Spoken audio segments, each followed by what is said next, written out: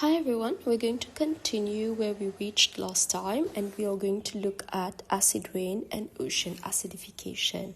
This is in relationship to the acidic oxides or the non-metal oxides that we were looking at, such as carbon dioxide, sulfur dioxide, nitrogen oxides, sulfur trioxide as well.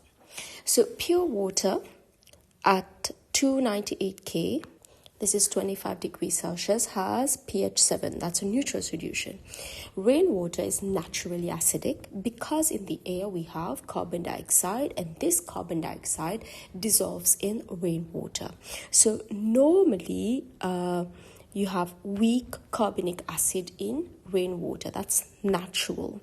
So the balanced chemical equation for dissolution of carbon dioxide, we've done this before.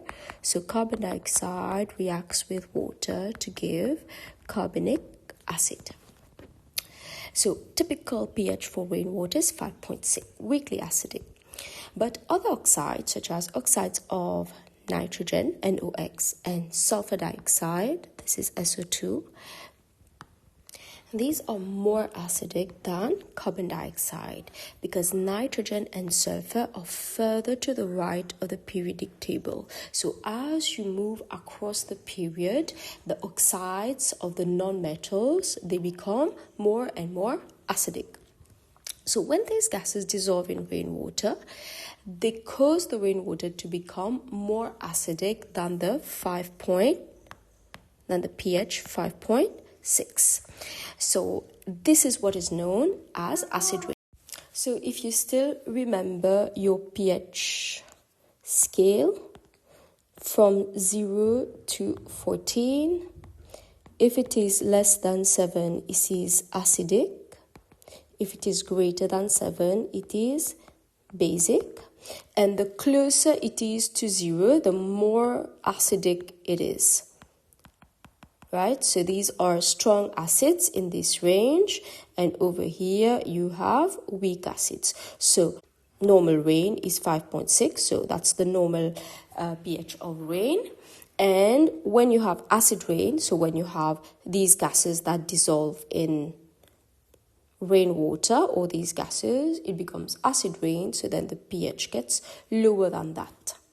Sources of sulfur dioxide, combustion of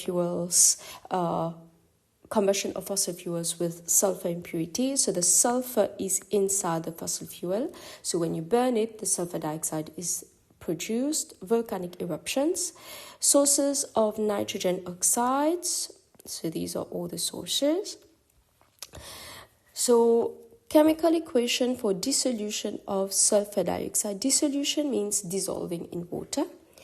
So this is gas, this is liquid, and it reacts to give us aqueous sulfurous acid. Nitrogen dioxide. Nitrogen dioxide, if you remember, when we were working on page 36, I told you to ignore nitrogen dioxide because nitrogen dioxide, when it dissolves in water, it's going to give us a mixture of nitric acid, HNO3, and nitrous acid, HNO2. So it's a mixture of both of these, and you have to balance the equation as such. So this is gas, this is liquid, aqueous, and aqueous. So it's a mixture of these two.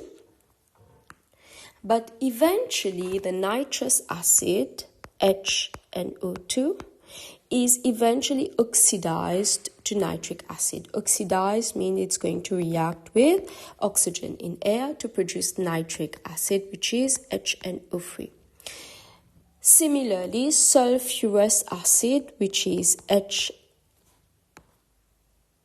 H2SO3, this is going to be oxidized by oxygen in the atmosphere to produce sulfuric acid, which is H2SO4.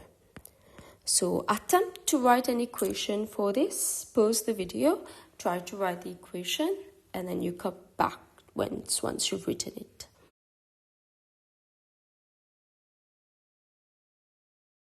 So these are the two equations.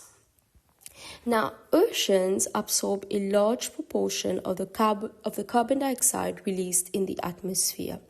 As a result, carbonic acid is formed in the ocean. Just like you have the equation here, carbon dioxide reacting with rainwater, similarly the carbon dioxide dissolves in the ocean, and this causes the ocean acidity to increase.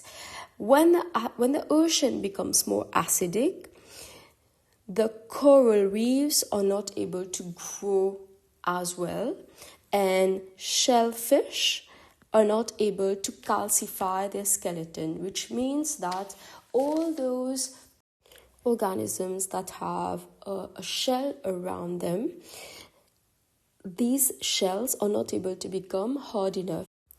All these organisms that have a shell around them, those shells are made up of calcium carbonate.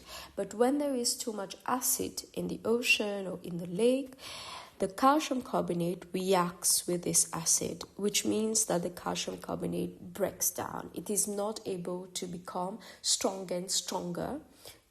It becomes so the reverse happens, it becomes weaker and weaker, and it breaks down, and the organisms are not able to grow.